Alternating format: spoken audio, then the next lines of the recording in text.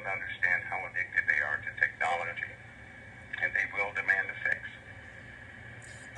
You know, when I look at the Obamacare bill, I remember I did a video on this in the year 2012.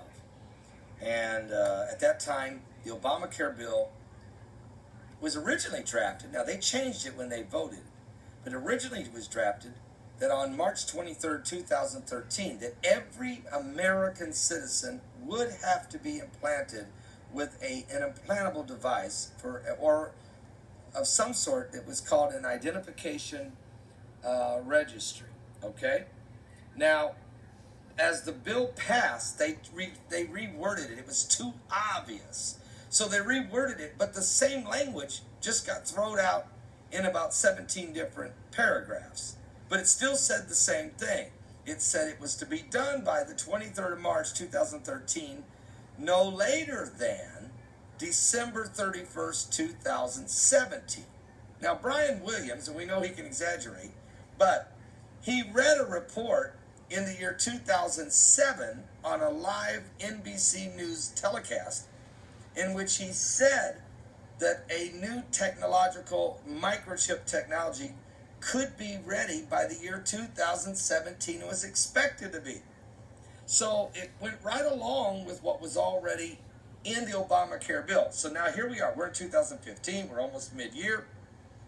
And you're telling me, you know what, this thing could start in 2016, certainly within 2 years. We could really be seeing some type of a system being mandated, implemented within the American public, maybe the world. I think you keep talking about shocking the world. Maybe not just a U.S. plan, but this may be a global plan, right? Yeah, it'll be tied to most of the infrastructure. Well, I won't get into that, but let's just say that the digital world is under a great threat, and our identity, our individualism, and everything else is held in the digital. People don't use their minds anymore. They put all their thoughts and everything else in a computer. And so guess what? Sooner or later, even the best of us are going to want to access a computer to find out what's going on. Here's the addiction part, Pastor Paul, not take up any time, but if something happens in the world, what's the first thing we do? Do we not go to the internet? Yeah, we do. We go to the internet. We don't turn the television on no more because the internet is quicker information. The TV will tell us yes. TV reaches more large and vast numbers, but the internet is quick accessible. That's right. So we go to the internet, and why do we do that? So that we can have some understanding. Here's how sneaky the shift is. We go to the internet to have some understanding, and at that moment we totally forgot about God. We totally did. We didn't. Our first choice was not to ask the Father what's happening here, because it's so convenient. We run to the internet, and then we calm ourselves down by grasping the situation the best we can, and then we feel a little better. Well, without that, here's exactly what will happen, and this is why people are on antidepressants and everything else, is because the world is moving at a very fast pace, and the only way to have some form of normalcy is to be aware of what's happening around you. Well, they've effectively tricked the population of this.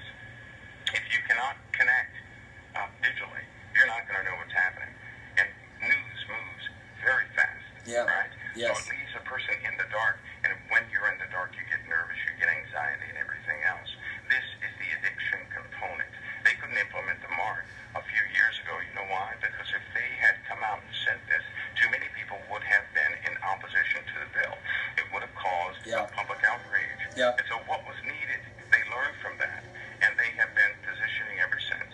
And situations have been happening so that people will learn to either discount what the Christians are saying about any mark, and they have containment facilities in place to go ahead and take and to silence those who would not comply in the FEMA camps. They've given themselves some time to do that. You're saying FEMA camps.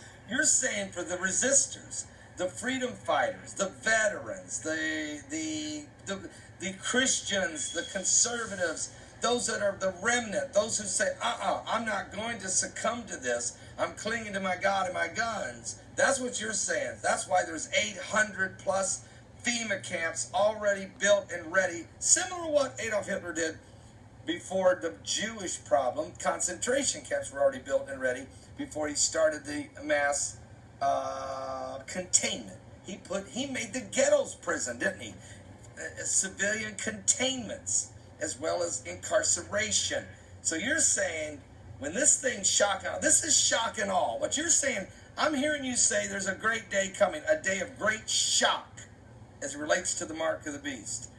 And when this shock happens, the resistors are going to have to go through a process.